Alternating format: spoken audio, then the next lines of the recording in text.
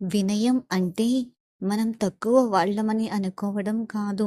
వినయం అంటే దేవుడు లేకుండా మనం ఏమీ కాదని గ్రహించడం. ఈ లోకంలో గర్వం మనలను పైకి తీసుకువెళ్తుందని అనిపిస్తుంది. కానీ దేవుని రాజ్యంలో వినయమే నిజమైన మహిమ. బైబిల్ ఏముంటుందంటే యాకోబు 4:6లో దేవుడు గర్విష్ఠులకు విరోధిగా ఉండి వినయులకు కృపను అనుగ్రహించును. సామెతలు 22:4లో వినయము మరియు యెహోవా భయము ధనమునకు, ఘనతకు, జీవమునకు కారణము.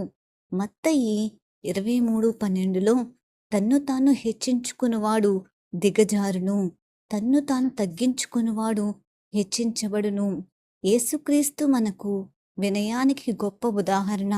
ఆయన దేవుడై ఉండి కూడా మనిషిగా వచ్చి సేవ చేశాడు. ఫిలిప్పీయులకు 2:8లో తన్ను తాను తగ్గించుకొని మరణం వరకు విధేయుడై ఉండెను.